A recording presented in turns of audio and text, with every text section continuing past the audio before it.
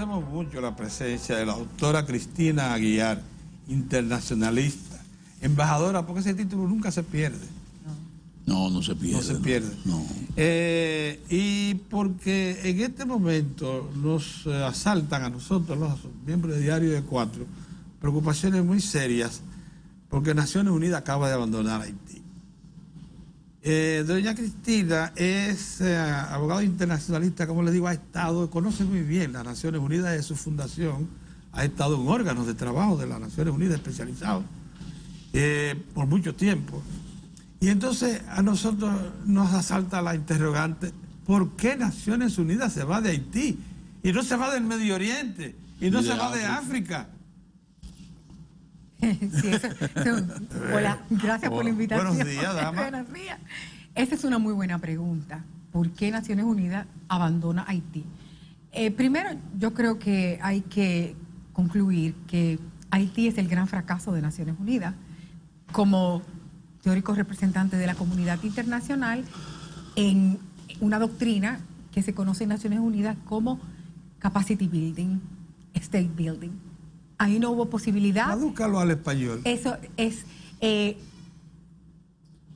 construcción del Estado, fortalecimiento del Estado y fortalecimiento de las capacidades del Estado. Naciones Unidas fracasó con Haití en eso. Fracasó. A pesar de Haití haber estado intervenida 20 años, no se pudo hacer nada. Entonces, ¿cuáles son las razones por las que no se pudo hacer nada? Se pusieron en marcha los medios necesarios para dotar a Haití de los mecanismos para que ese capacity building se materialice, o simplemente ellos se contentaron con administrar el desorden. Porque eso también es una posibilidad. Ahora, el que Naciones Unidas salga en este preciso momento, bueno, ya hace un año que la MINUSTAH, como fuerza de interposición, salió de Haití. Ahora lo que quedaba era una misión de asistencia y que acaba también de salir. Yo creo que debe llamarnos a reflexión a los dominicanos, porque el contexto continental es muy difícil. Estamos viendo cómo América Latina entera prácticamente se está prendiendo en fuego. Los acontecimientos en Chile, Ecuador, lo que acaba de pasar en Bolivia, también con las elecciones, Nicaragua, Venezuela. Y Brasil. O sea, un clima de desestabilización institucional generalizado. Sí. Y esta isla, compartida por dos estados, de un lado un estado fallido, del otro lado un estado ligeramente más fuerte, pero con una institucionalidad muy débil. Entonces, ¿qué puede pasar? ¿Y por qué Naciones Unidas hace eso en el preciso momento en que República Dominicana forma parte del Consejo de Seguridad? Fue electa para un periodo de 2 años como miembro no permanente. Entonces, República Dominicana no pudo decir nada ante el Consejo de Seguridad del peligro que representa para la integridad territorial de la República Dominicana, para su seguridad y también para todo el entorno Yo tenía regional. entendido que habíamos presentado un reclamo en el Consejo de Seguridad a través del canciller a las Naciones Unidas de que le prestaran atención a Haití. Eso se hizo. Eso se hizo, una amenaza. Eso sí. se hizo, Ajá. de que se le prestara atención a la situación haitiana. Pero, ¿qué valió la voz de República Dominicana? No ha habido respuesta. ¿Cuál fue la posición de los 5 permanentes? Francia, Estados Unidos, China. Yo pienso que algo pesó en contra, y es la rivalidad entre los Estados Unidos y China, y el hecho de que República Dominicana haya establecido relaciones diplomáticas con China y que finalmente haya como hecho caso omiso de que Estados Unidos es su principal socio comercial, etcétera, para entrar dentro de otra área geopolítica, porque nosotros cambiamos de geopolítico. Cuando establecimos relaciones con China, nosotros cambiamos de geopolítico. Sí, claro. Quizá la gente no está verdaderamente concienciada con lo que eso quiere decir, pero nosotros cambiamos de geopolítico al establecer relaciones diplomáticas con China. Claro. Entonces los Estados Unidos, ¿qué pueden haber dicho? Bueno, de todas maneras, yo tengo interés como potencia hegemónica regional, eventualmente mundial, aunque ese título le está siendo disputado fuertemente, en que en la isla de Santo Domingo, como ellos le dicen, así que le dicen,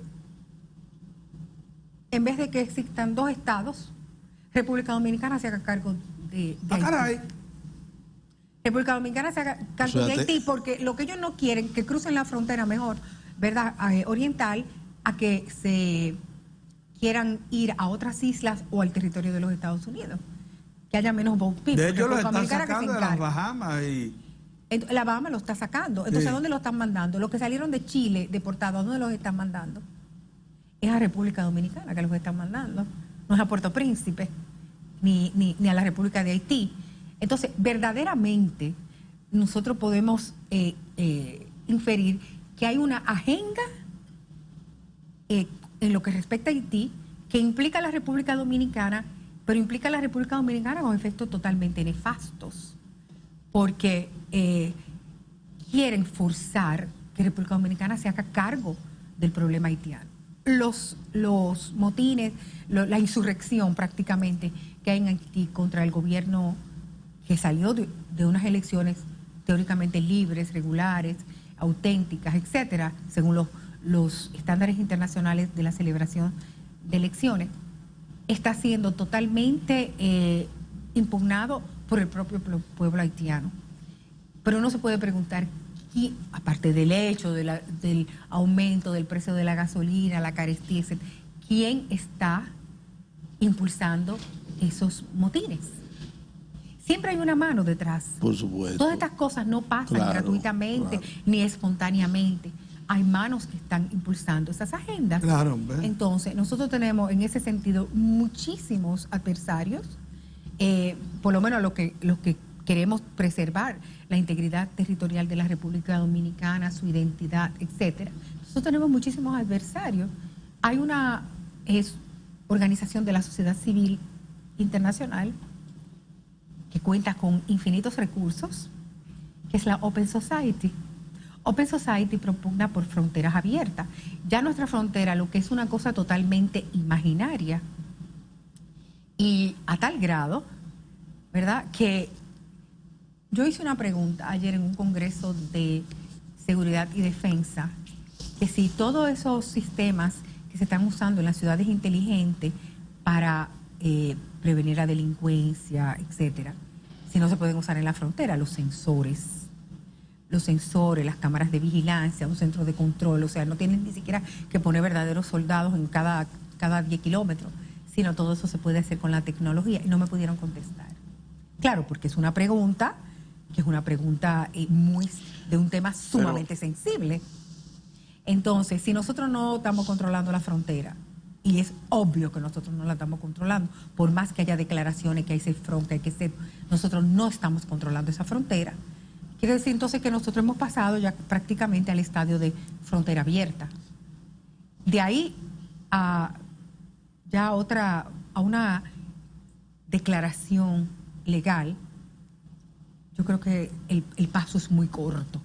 Cristina. Hay un signo que quizás no lo dieron como un caramelito, pero yo lo tengo que traer de todas maneras a colación, porque eso entretenido a la gente muchísimo en las redes sociales, qué sé yo qué, y no se están fijando quizás en lo que está pasando detrás.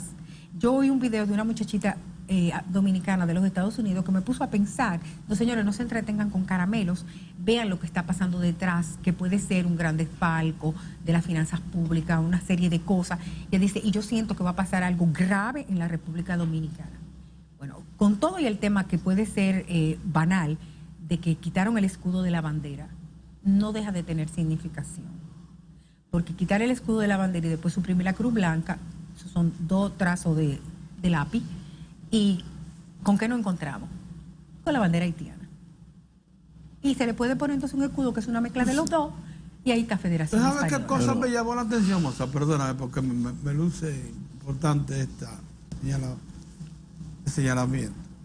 Una transnacional, probablemente la más grande de todas, relacionada con los alimentos, y que tiene una instalación en el país, en sus enlatados pone la bandera y la pone sin escudo. Sí, pero parece que hay una legislación específica que se aplica a esos casos, que dicen que en productos no se puede poner la bandera con escudo.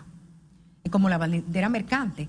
El artículo 31 de la Constitución, que es la que habla de los símbolos, el que habla de los símbolos patrios, dice que en realidad hay dos tipos de bandera. La que tiene que ondear en las instituciones públicas y la que tiene que ser usada en los actos públicos. Si usted guinda una bandera de su balcón, tiene que tener el escudo. Pero la bandera mercante, o sea, la que usan los buques, es sin escudo. Porque hay reglas. Qué buena precisión. Porque ellos estaban por no aprobar esa ley, No. Ellos incluso lo aclararon. Ley, ellos aclararon. Hay una ley específica que se aplica al tema de los productos. No, pero ellos lo explicaron. Que no pueden poner bandera. Qué buena precisión esa de Cristina. Cristina, dame, porque es que acabas de decir algo que yo quisiera que nos centráramos un poquito en eso. Acabas de decir que Naciones Unidas, que el fracaso de las Naciones Unidas es Haití. Eso es muy grande. Sí, porque ha habido muchos otros fracasos, pero eso Haití es muy grande. Pero Haití es un gran fracaso. Porque uno dice, pero fracasar un organismo con todo lo que eso representa, frente a un pedazo de tierra, con instituciones tan, bueno, desprovistas de instituciones prácticamente. Sí, prácticamente. No es muy, como que es muy duro uno aceptar que ese gran organismo que es Naciones Unidas ya fracasada frente a eso. Entonces yo digo, ¿qué hizo Naciones Unidas? Bueno, dos acciones fundamentales. La primera fue la MINUSTAH, que era controlar el desorden y preservar, administrar el desorden y procurar que esa gente no se mataran y que había que los efectos de la eliminación de su ejército y de su policía, porque se eliminó eso, por ahí comenzó todo, tratar de que eso se controlara. Sin embargo, la MINUSTAH se convirtió también en un ente perjudicial para el propio Haití, porque vinieron los desafueros. Desde traer una enfermedad como el cólera, además, que fueron ellos, los de la MINUSTAH, hasta las violaciones de niñas. Así es. El tráfico, prestarse al tráfico de todo tipo de cosas. Así es. Entonces, Naciones Unidas involucrada en ese estercolero. Entonces, luego la segunda fue, bueno, saco la misión ya desconsiderada ante la opinión pública porque ya no tenía ningún tipo de crédito. Ni ellos, ni algunas ONG que trabajaban con ellos, que también se prestaron a muchísimas situaciones feísimas en Haití, de abuso contra su población. ONG. Sí, pero eso es auténtico. Y no solamente en Haití, eso ha pasado en África. Exactamente, donde hay tropas. Articulada. Y las ONG que han colaborado con Naciones Unidas para los desmanes. Entonces quedó lo otro, bueno, una misión técnica de asesoría. Quedó allí y ahora, de buena primera, también se va a asesoría. Digo yo, ¿fue un fracaso o deliberadamente quienes manejan ese tinglado de Naciones Unidas, quienes más aportan a Naciones Unidas, decidieron, salgan de ahí, dejen eso y déjenle eso a la República Dominicana, con todo el riesgo que eso supone? No estaremos frente a eso, que haya sido una acción deliberada. Bueno, yo creo que hay elementos de las con actores locales. Hay elementos de las dos cosas. Primero, bueno, el descrédito, etcétera. Una misión de peacekeeping, o sea, lo que era supuestamente la MINUSTAH, exige presupuestos muy elevados. Hay países contribuyentes de tropas que tienen que financiar la estadía de esas tropas en un territorio determinado. Primero, había seguramente ya un problema de presupuesto. Segundo, no se veían los resultados tangibles de esa presencia y al contrario, fueron los escándalos, los desastres. Todos lo vimos en los periódicos. Y dos, la segunda vertiente es que sí, sabemos todos que ya no queda duda sobre eso, de que hay una agenda en lo que respecta a Haití y la República Dominicana. Aterradora esa agenda. Una ex candidata a la presidencia de los Estados Unidos declaró que no podían haber dos estados en una isla. Entonces, ya eso marca una línea. Hillary Clinton lo dijo. Lo dijo claramente. Por eso yo le acepto. Lo dijo claramente. Le acepto si esa señora todo hubiera salido electa, a Donald Trump. Si esa señora hubiera salido electa, presidenta de los Estados Unidos, ay, mamacita, República Dominicana en este momento estuviera sumergida en una situación más catastrófica que la de ahora. Sí, señor. Porque esa señora iba a apoyar con todas sus fuerzas, con la fuerza del imperio, el que aquí no hubieran dos estados. Ya tuviéramos efectivamente la Federación Hispaniola con una bandera ondeando por todas partes. Entonces, esa es la realidad, Pedro. Esa es la realidad. Esa es la realidad. Esa es la realidad. Cuando en el 1993 yo le mandé a Joaquín Balaguer un documento que yo pude conseguir en la Unión Europea, porque yo estaba haciendo una tesis en ese momento cuando yo estaba estudiando Relaciones Internacionales, ya yo era abogado y todo, y yo me había hecho amiga de un señor alemán que estaba en la comisión. El señor alemán me llevó, tú coge aquí todo lo que tú quieres, y yo, y yo tuve en mis manos ese documento y dije, pero ¿y esto? ¿En qué órgano fue eso? En la comisión, en Bruselas. ¿La comisión de? En Bruselas, de la Unión Europea. De la Unión Europea. De la Unión Europea. Y en ese documento, que era sobre el tema del OME, la entrada al OME de la República Dominicana, de Haití. Recuérdense que a República Dominicana, para su entrada, el OME la condicionaron a que entrara junto con Haití. Junto con Haití, así es. Y en ese documento estaba el mapa y estaba todo el proyecto de que era concebible hacer una federación que se podía llamar Federación Hispaniola. O sea, yo lo vi con estos ojos y se lo mandé a Joaquín Balaguer. Si ustedes buscan en los periódicos de esa época, ustedes van a encontrar un artículo muy injundioso que escribió Joaquín Balaguer a resultados de eso. Entonces quiere decir que siempre en la agenda internacional está pendiente ese ítem de quid de la situación de la República Dominicana y Haití, de esa convivencia. No sería mejor que República Dominicana, que es un estado más fuerte, que ha logrado estructurarse con su peu, como se dice en francés, ¿no? Tanto sea, tampoco como sea, pero está ahí con un crecimiento económico evidente, etcétera, con instituciones que bien que mal existen. ¿No sería mejor finalmente que República Dominicana se haga cargo de Haití, hagan una federación, alternen la presidencia de la federación, etcétera, con órganos conjuntos de manera... Está bien, o sea que lo que yo planteo del muro es una locura, ¿no? No, pero es que eso trasciende el muro. Lo que yo planteo es que eso trasciende el muro, ¿no? Es que eso trasciende el muro, pero eso no es cuestión de muro. Ya, eso trasciende Tú no estás oyendo de lo que se trata. Porque si nosotros tenemos todo en contra, ¿qué va a hacer República Dominicana para defenderse? Primero en el plano internacional. El hecho de que hayamos estado en el Consejo de Seguridad, yo veo que no ha servido de nada.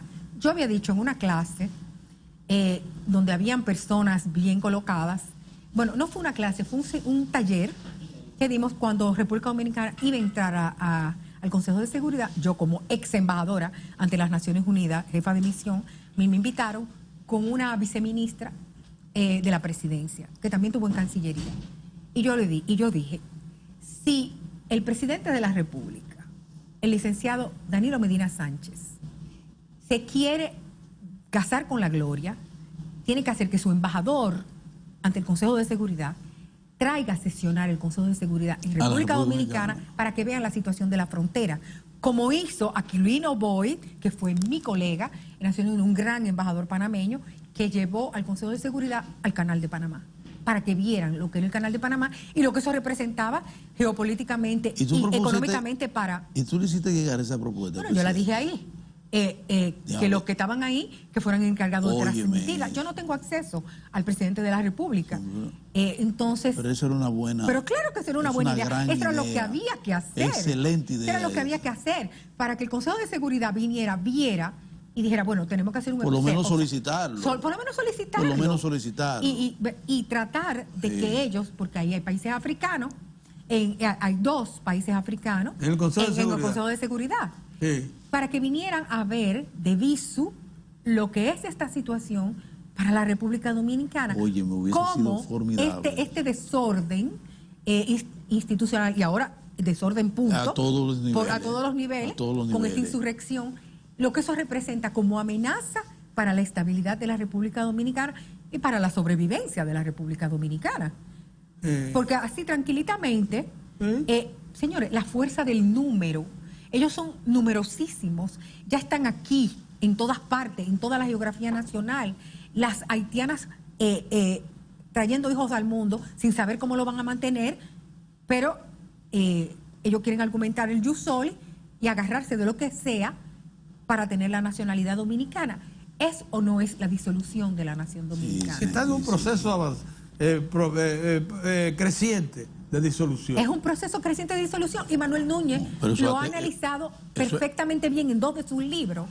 Primero, el ocaso de la nación dominicana, y el otro que él publicó hace 1 año y medio, la autodestrucción de la nación dominicana, donde él examina toda una serie de documentos donde las posturas de la República Dominicana van en el sentido de la autodestrucción. Esta nación, por X, Y o Y, y además porque hay elementos locales que han decidido sabordar el buque nación, está en un proceso decadente. Fíjense que no hay nada. ¿No se le ocurrió a alguien eliminar el escudo? A alguien se le ocurrió eliminar el escudo, pero no solamente eso. No vemos nada. ¿Pero quién fue ese alguien? Pues yo no sé, no hay manera de fue en algunas instituciones, eso no fue... No fue generalizado en unas instituciones, pero algo muy sintomático. En una reunión en la Embajada Dominicana en Canadá, la bandera que estaba puesta, no sé si fue en el ayuntamiento de Ottawa o qué, no tenía escudo. Y el ministro de Cultura sentado enfrente de esa bandera sin escudo. Y en Canadá. Ahora mismo acaba de ganar Justin Trudeau otra vez, que se convirtió al Islam. En Haití, el Islam ha hecho... Ahí Virgen de la tienen su mezquita. Señores, pero es que... Ay, sí. Dense cuenta de los elementos que están convergiendo. Mezquita, es una bomba atómica. Que nos va a volar todito. Vamos a caer a Marte, a Madrid. No, es que sin chance. Haití es el segundo socio solidario de Haití, pero claro, en el plano internacional. Y además, con la creciente... Haití. La creciente... Canadá. Canadá. Es el segundo socio solidario de Haití. Pero claro que sí. Porque la diáspora haitiana más importante está en Canadá. Está en Canadá. Y con ahora el avance del Islam en Haití, 150 escuelas coránicas, etcétera. Ustedes se están dando cuenta de los ingredientes que hay en este batido. Es una cosa terrible. Y República Dominicana entretenida con una serie de cosas, sin estructurar una verdadera política de contención hacia ese fenómeno. El liderazgo político ajeno a eso prácticamente. Lo que tú preguntas, completamente, no, están entretenidos. Cristina, me preguntaste en una reunión reciente qué medidas, había un evento de sobre seguridad. Había un evento sobre seguridad al que asistió Cristina, que ella preguntó. Se está celebrando todavía, porque hoy ellos están todavía están sesionando. Se están sesionando. Ella preguntó si había forma de montar lo mismo que tenemos ahora en la calle aquí. Exacto. 1000 cámaras de esas. Ajá. Y algunas allá en la frontera, y nadie le supo responder. Lógicamente, porque eso necesita una inversión. Los grandes expertos de eso, de la videovigilancia, videovigilancia 24/7. No, dijeron que eso era un bucapié. Eso era un bucapié. Ah, sí. Yo le dije, bueno, pero yo le dije, ese es mi papel como académica e investigadora.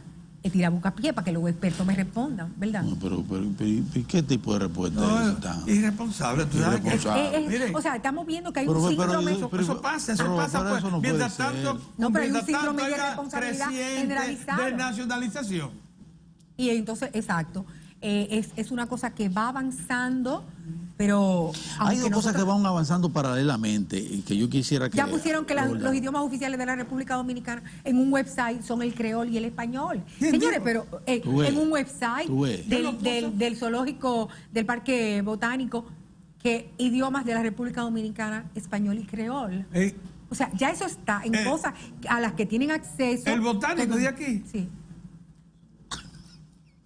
Idiomas español y creol. Señores, es que ustedes no se están dando cuenta. Esa agenda está siendo aplicada por encima de nosotros y de nuestras voluntades. Y otra cosa, entonces, el problema local. Hay una corriente, efectivamente, nacionalista, pero yo voy a reivindicar el hecho de que no es ser nacionalista, como dicen algunos autores, todos de izquierda, que el nacionalismo es una cuestión prehistórica, que son los cavernícolas, etcétera. Eso no es verdad. Yo voy a reivindicar aquí la definición del nacionalismo de Dennis Miller y también de John Rawls, que dice que el tú querer que tu nacionalidad sea respetada no es imaginarte que tu nacionalidad es superior a las otras, sino igual. Entonces yo reivindico eso. Pero entonces los pseudonacionalistas dominicanos están todos divididos. Todos quieren ser líderes, todos quieren ser jefes y no logran estructurar un bloque que haga sentir que esa ideología está vigente, pero vigente bajo la forma de que yo quiero que me respeten, no de que yo soy superior a nadie, como el nacionalsocialismo alemán, que acabó matando 6 millones de judíos, malos romanis, todo eso. No, es que me respeten y respeten lo que esa nacionalidad representa. Nacionalidad estando vinculada a la idea de identidad nacional, de que nosotros somos un grupo étnico diverso, variado, pero que tiene características comunes que son las que nos unen. No solamente el pasado, los hechos históricos, las hazañas, etcétera, sino también que estamos tratando de construir un futuro juntos. Que eso se respete. Una de las cosas, doña Cristina, que a nosotros nos gustaría precisar es la siguiente. La República Dominicana ha desarrollado, como usted dijo, una situación económica y social bastante sustentable. Hemos demostrado, todo el mundo en crisis, menos nosotros, aquí en América Latina, con un crecimiento más estable, predecible incluso. Eso ha sido, sin duda alguna, hay una participación de la fuerza laboral haitiana en esos logros, para que pongamos las cosas en su lugar. Sí. Y eso no es despreciable, para que también lo digamos. Pero ¿qué es lo que solicitamos cuando hablamos, por ejemplo, de un muro? Un muro. Son puestos fronterizos, 5 en total, de una extensión de 390 kilómetros de largo, que estarían preparadas para dejar cruzar por ahí todo el que venga con su documentación y su contrato de trabajo hacia zonas específicas en las que se le necesita. Claro. Y en la que, además de eso, en la que consideramos que contribuimos, ¿verdad?, a sustentar un pueblo que necesita fuentes de ingresos. Porque no nos vamos a colocar ahora en el plano de la insensibilidad total. No, claro, imposible. Del total rechazo, y más que todo, del aprovechamiento de la fuerza de obra barata, mano de obra barata. Sí, pero al mismo tiempo eso ha deprimido mucho el mercado laboral dominicano. Porque como ellos trabajan por algo más barato, entonces los dominicanos, Cristina, pero si se la emplea ordenada, si se le emplea con destino, porque fíjate qué es lo que pasa. Hay alguna parte de la obra, de la mano de obra, del trabajo aquí, que ya no lo pagan, que ya no es posible, o sea, no fue de las manos pagarlo de manera honorable a la mano de obra criolla. Por ejemplo, el trabajo duro de picar, que todavía se emplea, de picar la tierra. El trabajo duro de agrícola, el de sol a sol, de 7 a 7, con un solazo en la espalda brutal, con salario muy bajo. Ya no hay de 7 a 7. Entonces, y otros que son muy duros. Bueno, ellos están dispuestos, les sobra tiempo, les sobra necesidad. De 8 a 4 están trabajando. Porque eso pasa, estamos hablando aquí de ventajas comparativas. Las economías todas, no hay una nación en el mundo que no aproveche la mano de obra cercana y barata. No hay. Pero la ordenan, la destinan. Claro. Aquí no se le está destinando. Sí, pero yo lo que quiero... Porque es la ausencia de verdaderas políticas públicas, tanto de migración como políticas laborales. Si nosotros tuviéramos verdaderas políticas públicas en esos dos vectores, pues tuviéramos menos desorden. Porque que también acuérdense que pescar en río revuelto resulta ganancioso para algunos. George Borjas, que es uno de los más grandes especialistas en el mundo de la economía sobre el trabajo de los migrantes, que tiene una cátedra en Harvard, que nos visitó hace varios años, dijo que sí, es cuantificable el aporte de los migrantes a la economía, que generan dinero, pero que ese dinero va a ciertos bolsillos. Ya. Claro, lo dijo él, no yo. Pero me estoy repitiendo lo que él dijo. Mira, yo quiero, hacía tiempo que no hablábamos con Cristina. Cristina, yo lo que quiero es una evaluación, a ver cómo anda la aplicación o el respeto a la sentencia 168 y el tema del plan de regularización y el plan de algunos de desbordar lo de la regularización, de hablar de que faltaron que eran 700.000, que no solo 200.000. Vamos a hacer una Vamos a hacer la pausa porque yo quiero que abordemos esos dos componentes que han sido, ha sido el Valladar que le pusimos de primera instancia. Entonces vamos a ver cómo ha ido eso. Volvemos ahora.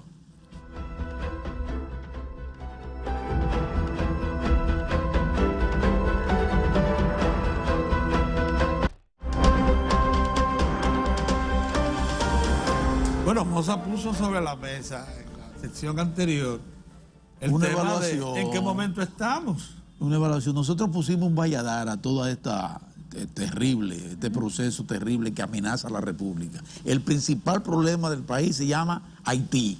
Lo hemos dicho eso más de una ocasión. Lo identificamos aquí. Nada. Exacto. Entonces pusimos un Valladar para contener todo eso que nos viene encima, que fue la sentencia del Tribunal Constitucional y la ley que lo que hizo fue tratar de buscarle la vuelta, de hacerla menos dura, de hacer menos dura. Oye bien, la sentencia, se le buscó un bajadero con el plan de regularización. Que no, el plan de regularización era un mandato de la sentencia, porque era un mandato de la ley 285. Pero fue interpretado de muchas maneras. Sí. Y se decía que se quedó corto y que dejaba muchísima gente fuera. Entonces, ¿cuál es la evaluación al momento? ¿Cómo andamos? Porque nos hemos olvidado, estamos en campaña y... No, yo le voy a decir lo que yo oigo de viva voz de los oficiales del Estado Civil. Que yo le doy gracias a los oficiales del Estado Civil. Sí. Primero, en las oficialías están inscribiendo haitianos regulares o no regulares, hayan entrado al territorio de forma regular, no en el libro rosado, lo están inscribiendo en los libros del Estado Civil Dominicano. Los haitianos van a las oficialías y se encadenan a las escaleras para obligar y presionar a los oficiales del Estado Civil para que le inscriban los hijos en el registro civil de la República Dominicana, no en el libro rosado. Entonces, con el plan de regularización... El libro rosado... Era el libro de extranjería. De extranjería. Claro. Ellos no quieren ahí. No, ellos no quieren ahí. Ellos no quieren el acta de nacimiento rosada, que es la que le garantiza el derecho a la identidad, que la República Dominicana está obligada por los tratados internacionales a garantizarle. Sí. Bueno, ellos no quieren eso. No, ellos quieren un acta de nacimiento que después le permita ya sacar una cédula, etcétera, aunque el acta de nacimiento no es una prueba de la nacionalidad, pero les va allanando el camino para fraudes ulteriores. Entonces, la sentencia 168.13, que efectivamente erige una frontera jurídica para tratar de proteger lo que queda de la nacionalidad dominicana, tenía dos cosas. Primero, el mandato del plan de regularización, o sea, recordarle a las autoridades que la ley 285-04 tenía previsto ese plan de regularización. Y dos, la auditoría de los libros del Estado Civil. ¿Por qué? Porque al hacer su recuento desde 1929, ¿por qué esa fecha? Primero porque hay un tratado de esa fecha, fronterizo. Mi abuelo fue uno de los que midió esa frontera de norte a sur, Aurelio Quesada, que fue uno de los primeros 5 agrimensores que hubo en este país. Y que esa fecha entonces es significativa para tratar de ver cómo se había comportado el tema de la nacionalidad, el tema del tránsito, etcétera, en el derecho constitucional dominicano. Entonces, era importante saber cómo habían sido tenidos los libros del Estado Civil, porque había mucha desidia en la forma en que se tenían esos libros, y el Estado Civil es la columna vertebral del Estado. Claro. Porque tú tienes que saber, primero el Estado tiene que saber quién es su población. ¿Quién es su población? ¿Cuántos son? Tiene que garantizar el derecho a la identidad y por otra parte tiene que saber entre los habitantes que están en el territorio, que no son todos nacionales, quiénes son nacionales y quiénes son extranjeros. Entonces, esa auditoría estaba destinada a establecer quién había sido escrito en los libros del registro civil de manera indebida. ¿Qué quiere decir de manera indebida? Que los padres, al momento de la inscripción, no estaban en una situación de regularidad migratoria, pero no solamente por el hecho de que tengan regularidad migratoria, sino porque si no habían podido constituir un domicilio legal en la República Dominicana, en los términos del derecho internacional privado, pues no podían, los descendientes no podían tener acceso a la nacionalidad por jus soli. Ese era el objeto de la auditoría. Bueno, la auditoría arrojó en un primer tiempo que eran 14.000, después resultaron que eran casi 56.000, y esas personas, entonces había que buscarle una solución.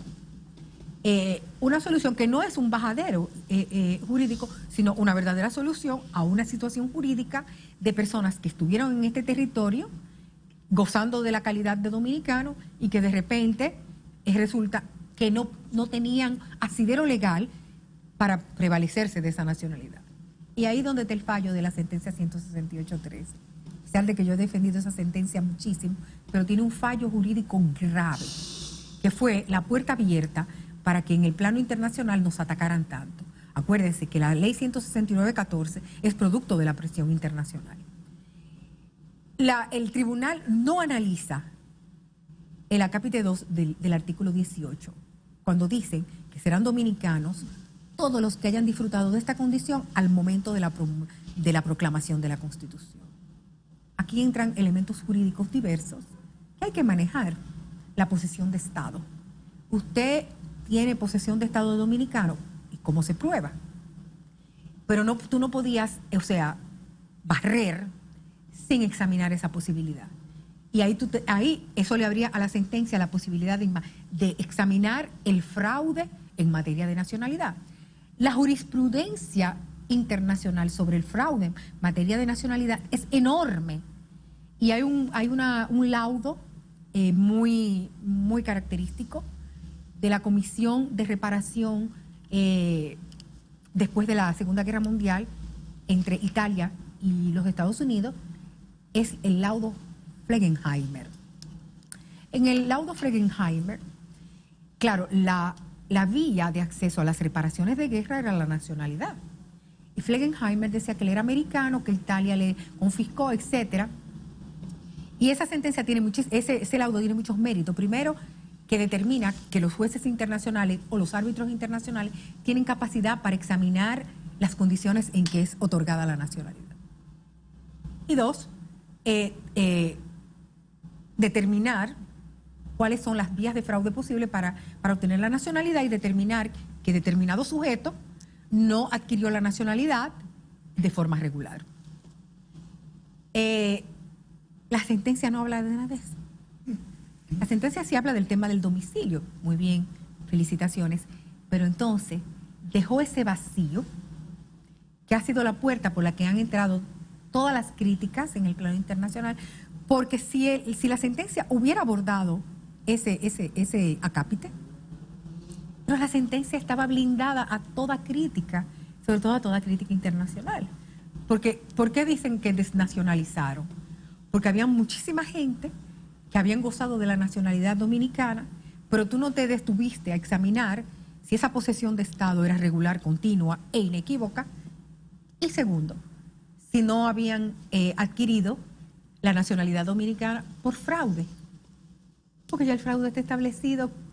Incluso hay una sentencia bastante reciente que hasta ahora, en el estado de mis investigaciones, no ha sido contradecida, de la Corte de Justicia de la Unión Europea, la que está en Luxemburgo, que dice Janko Rothman, la sentencia de Janko Rothman del 2000, no me acuerdo si del 2001 o del 2011 ahora, tengo ese vacío, que dice que el fraude, oigan bien, que el fraude justifica la patria.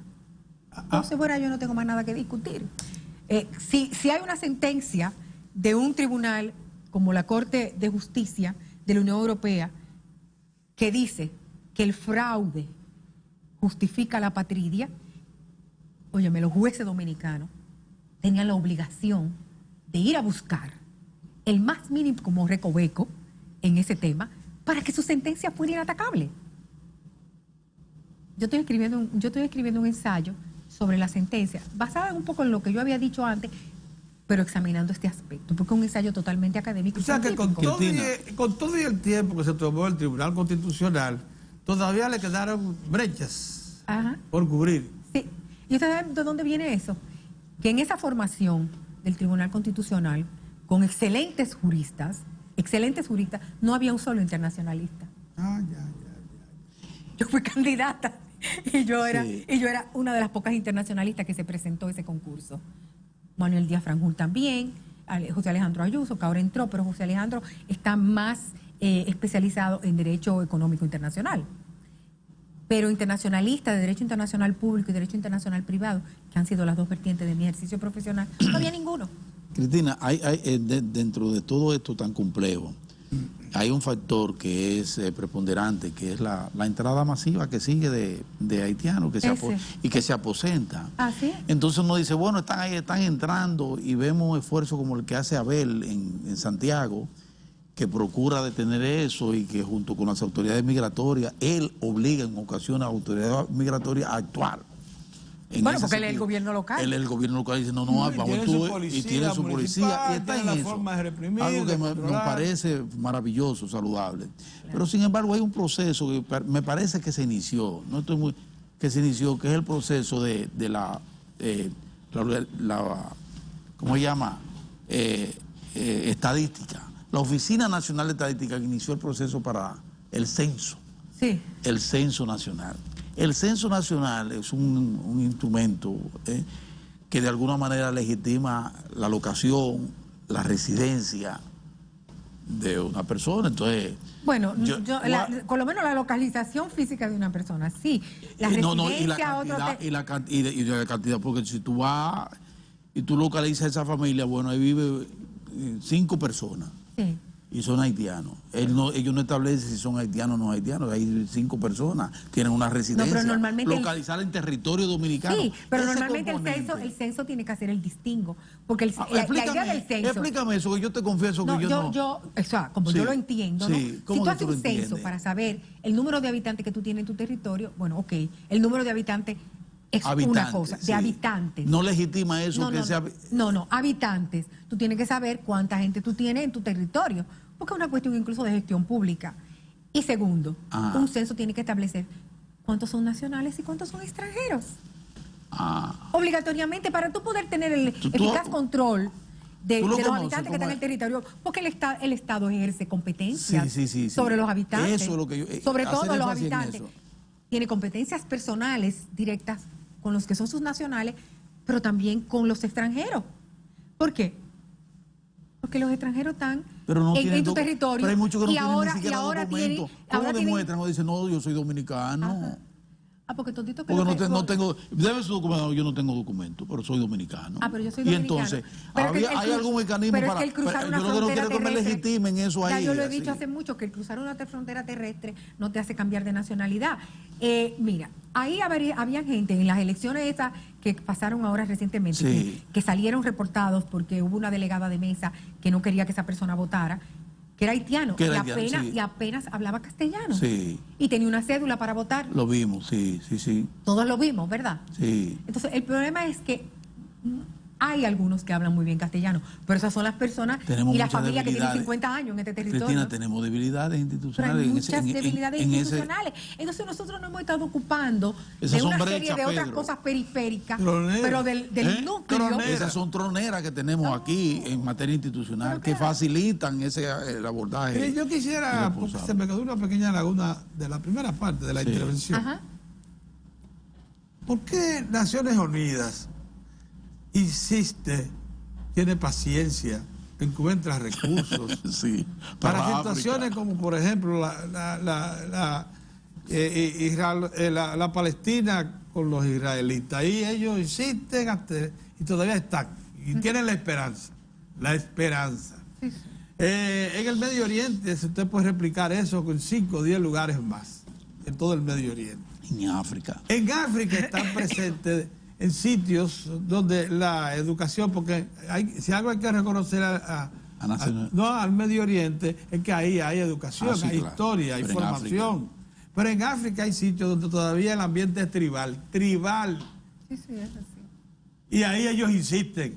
Sí. ¿Por qué no aquí? Bueno, yo creo que yo tengo una opinión y un asomo de respuesta a ese tema. Recuérdense que la descolonización es un hecho de Naciones Unidas. Sí. Si Naciones Unidas abandona esos estados, sería un fracaso todavía mayor para Naciones Unidas. Entonces, yo creo que por orgullo moral, ellos están tratando de apoyar a los estados africanos, porque ellos fueron los que los hicieron independientes. Sí, así. Una de los compromisos de Yalta para el término de la Segunda Guerra Mundial y el apoyo sobre todo de la Unión Soviética a las naciones aliadas fue la descolonización. Entonces, ¿quiénes salieron de la descolonización? Todos los estados africanos. Obligaron a Francia a desmantelar su imperio colonial, Gran al Reino Bretaña Unido, también, etcétera, a todo el mundo. a Italia, España, Entonces, todos, Portugal. Bajo la égida de quién? Países Bajos. De las Naciones Unidas, que acababan de surgir en el 1945 y acabamos de festejar el 24 de octubre los 74 años de su fundación. Entonces, yo creo que Naciones Unidas tiene ahí un compromiso reforzado de ese acompañamiento, porque fueron ellos que los ayudaron a hacerse independientes. Ahora, han habido unos flops terribles. Ruanda también está en el pasivo de Naciones Unidas, y específicamente de Kofi Annan, baja su alma y bendita sea su memoria, porque él estaba en la división de Peacekeeping Operations cuando el genocidio de Ruanda, y no supieron interpretar los signos precursores de la matanza. Entonces, aquí lo que es grave también es que ellos no sepan interpretar o que se estén tapando el rostro ante los signos precursores de una enorme catástrofe. ¿De qué es? Que esa frontera, tengamos una estampida en la frontera, etcétera, y que lo que queda del Estado haitiano, que es tan poco, se desplome bajo la presión justamente de esta insurrección y de los reclamos ciertamente justos de ese pueblo, pero que no tienen estructuras para encuadrarlo. Mozart, tú oyes lo que ella acaba de decir. Vos sabes esto, vamos a insistir en este asunto. Ella dice que en Haití ha estado un proceso de deterioro tal que las pocas estructuras que creó en tiempos de las dictaduras de Duvalier y antes que él, está desapareciendo. Totalmente. Instituciones están desapareciendo. Por eso uno decía, pero qué raro que después del terremoto aparecieron miles de millones de dólares y el Palacio Nacional, que es una estructura barata, no se repone, que es el símbolo mayor del Estado. ¿El símbolo del poder? Eso me parece a mí que es acordado así. Deliberado. Pero Cristina, sí, pero entonces, ¿qué van a hacer? ¿Qué van a hacer? El Congreso legisla una cosa alquilada. ¿Quién va a ir a poner orden? Porque los propios haitianos se han revelado incapaces de poner orden. Ahora ellos quieren la salida de Jovenel Moïse. Bueno, está bien, vamos acá y vuelve otro y es lo mismo. Y viene otro y va a ser lo mismo. Es lo mismo. Las dificultades que ellos han tenido para formar un gabinete que reciba la aprobación del Parlamento, porque además ellos quisieron ser más papistas que el Papa, adoptaron un régimen semiparlamentario o semipresidencial, con un parlamento con más poderes, pero con un parlamento que no se puede poner de acuerdo. Entonces, ¿a dónde van las instituciones así? Pero Cristina, no hay posibilidad. Ni hay edificio del Parlamento, ni hay edificio del Palacio Nacional. O sea, los símbolos lo han dejado abajo. Bueno, la verdad no es que lo quieren levantar. Yo no sé en qué podrán estar pensando los haitianos y el poco liderazgo que tiene, quizá un liderazgo, porque ahí hubo también un liderazgo que procuraba de alguna manera sacar a Haití a flote. Ese liderazgo está en el exilio. En el exilio, está afuera. Entonces, que Raúl Cedrá. Exactamente. Entonces, eso, así es la cosa. Eso se deshizo. Entonces, mientras que ellos resuelven su situación, nosotros tenemos una gran realidad, y es que estábamos amparados, nos sentíamos amparados por la presencia de Naciones Unidas allí, por lo menos estaba allí, ya abandonó. ¿Qué nos queda? ¿A quién apelar? Eso.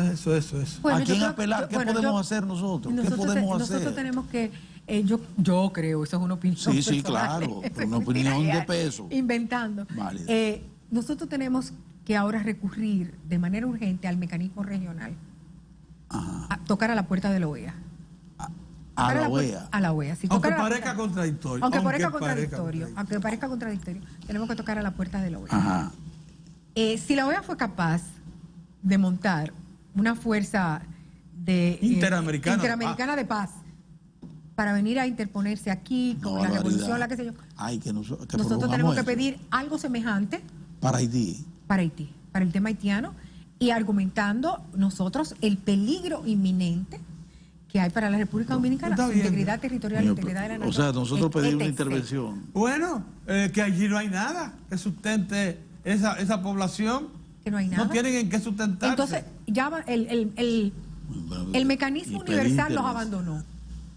Pero espérate, la carta prevé en el capítulo 8 los mecanismos regionales. ¿Cuál fue la participación de la OEA finalmente en el tema haitiano? Muy marginal. Muy marginal. Sí, la OEA participó, dio $7 millones para tratar de reconstruir el Estado civil haitiano. Pero ¿y dónde fue para donde llega mi conocimiento, esa fue la única participación activa de la OEA en el tema haitiano.